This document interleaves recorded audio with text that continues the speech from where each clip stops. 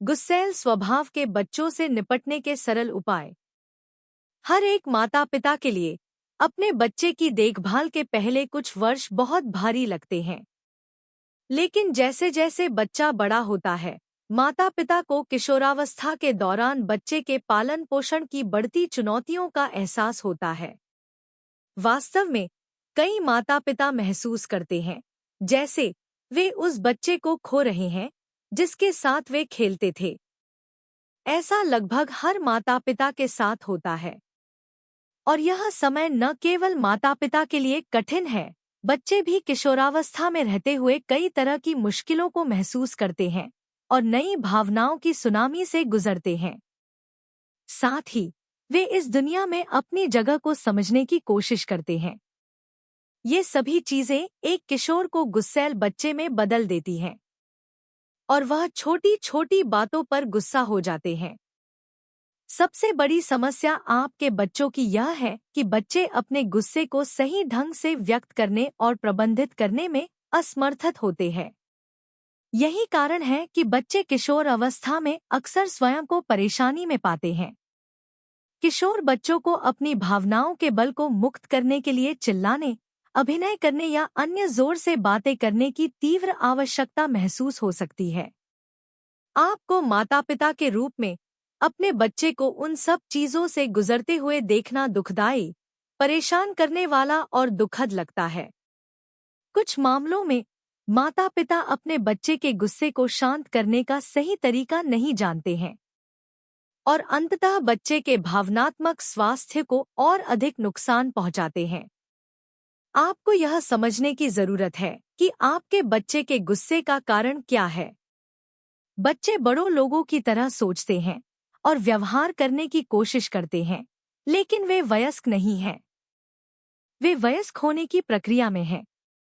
बच्चे के जन्म से लेकर 25 वर्ष की आयु पूरे होने तक मस्तिष्क का विकास होता रहता है। जब बच्चा गुस्से में है और आप किशोर बच्चे पर चिल्लाते हैं, तो इससे मुद्दे की गंभीरता ही बढ़ेगी। किशोरों में क्रोध के विस्फोट की तीव्रता को कम करने के लिए एक विशेष तरीके से नियंत्रित किया जाना चाहिए। आपके बच्चे खुद को बाहरी दुनिया और आपकी सुरक्षा के बीच में पा रहे हैं। उन्हें आपकी सुरक्षा की जरूरत है, लेकिन वे दूसरों को अपने ऊपर हावी होना पसंद नहीं करते। निर्भरता और स्वतंत्रता के बीच का यह भ्रम गुस्से में बदल जाता है। यह आप पर निर्भर करता है कि जब बच्चे गुस्सा हो तो आपका व्यवहार उनके प्रति कैसा है। आज हम आपको 5 टिप्स बताएंगे जिनका उपयोग कर आप अपने बच्चों के गुस्सैल स्वभाव को बदलकर सकारात्मक परिणाम प्राप्त कर सकते हैं। नंबर 1, बोलने से पहले शांति से सुनें। आपको लग सकता है कि आपका बच्चा बिना किसी कारण या शायद गलत कारणों से गुस्सा कर रहा है, लेकिन आप बच्चे की बात ध्यान से सुने बिना उस पर आरोप न लगाएं।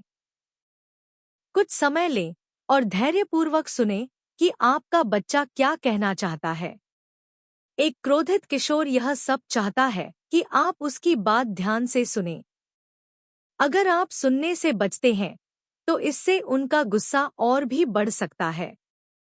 टालने की भावना आपके बच्चे को अत्यधिक क्रोधित कर सकती है। इसलिए ऐसी स्थितियों में आपका लक्ष्य अपने बच्चे के प्रति अतिरिक्त ध्यान देना और बोलने से पहले बच्चे को सुनना होना चाहिए।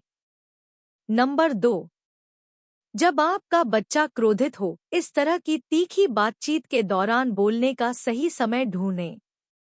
जब आपका बच्चा क्रोधित होता है, तो उसकी भावनात्मक तीव्रता अपने चरम पर पहुंच जाती है और वह भावनात्मक शिखर बच्चे को आप जो कहते हैं उसे सुनने और समझने की अनुमति नहीं देता है। यहाँ तक कि अगर आप उनके पक्ष में बात करते हैं, तो भी उन्हें आपकी बात अपने विरुद्ध महसूस होती है और वे क्रोधित हो जाते हैं।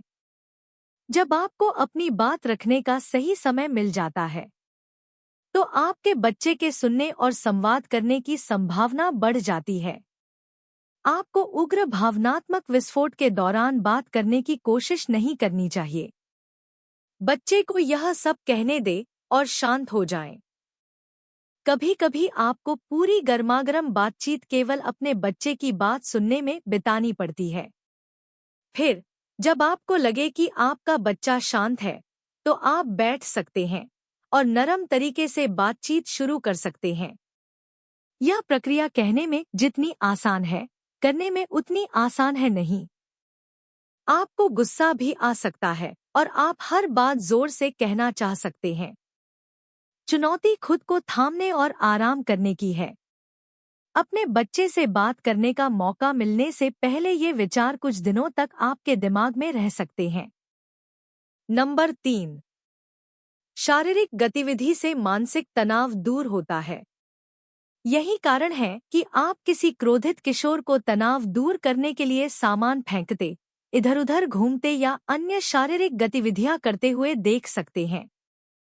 आप अपने बच्चे को गुस्से वाली किशोर मानसिकता से मुक्त होने का एक सकारात्मक अवसर प्रदान कर सकते हैं। उसके पसंदीदा खेल या गतिविधि जैसे दौड़ना, तैराकी, बास्केटबॉल या कोई अन्य खेल का पता लगाएं। अपने बच्चे को खेलों में शामिल होने के लिए प्रोत्साहित करें, ताकि वह शारीरिक मुक्ति के लिए किसी गतिविधि में शामिल हो सके। आप व्यायाम की कक्षाएं एक साथ लेने का भी प्रयास कर सकते हैं। इससे शारीरिक मुक्ति सुनिश्चित होगी और आपको अपने बच्चे के साथ और अधिक जुड़ने का मौका मिलेगा। नंबर 4, उसकी प्राइवेसी का सम्मान करें। आपका बच्चा वयस्क बनने की प्रक्रिया में है। प्रत्येक बच्चे को स्वतंत्रता प्राप्त करने और अपनी इच्छानुसार कार्य करने की निरंतर इच्छा होती है, और आपको इसका सम्मान करना होगा। किशोर आम तौर पर यह पसंद नहीं करते कि उनके माता-पिता बिना खटखटाए उनके कमरे में चले आए।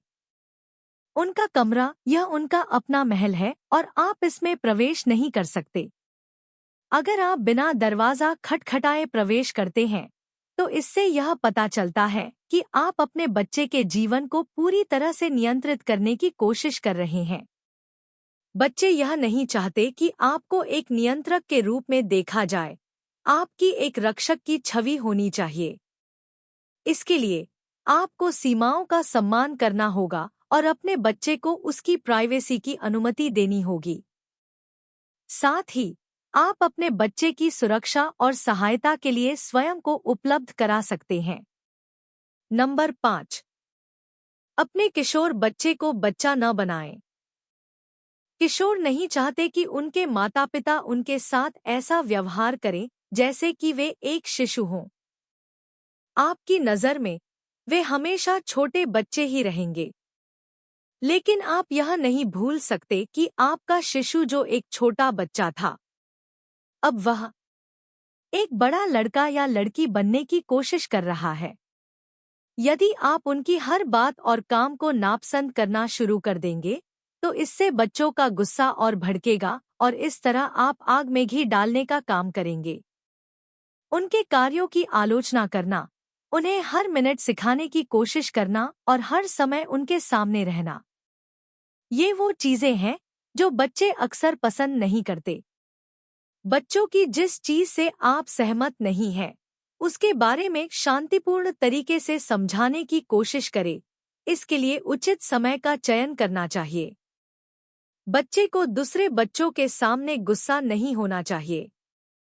एक किशोर बच्चे का पालन पोषण करने के लिए आपको उनके साथ वयस्कों जैसा व्यवहार करना होगा और एक बच्चे के रूप में उनकी रक्षा करनी होगी। गर्म स्थितियों से बचने के लिए एक सही संतुलन होना चाहिए।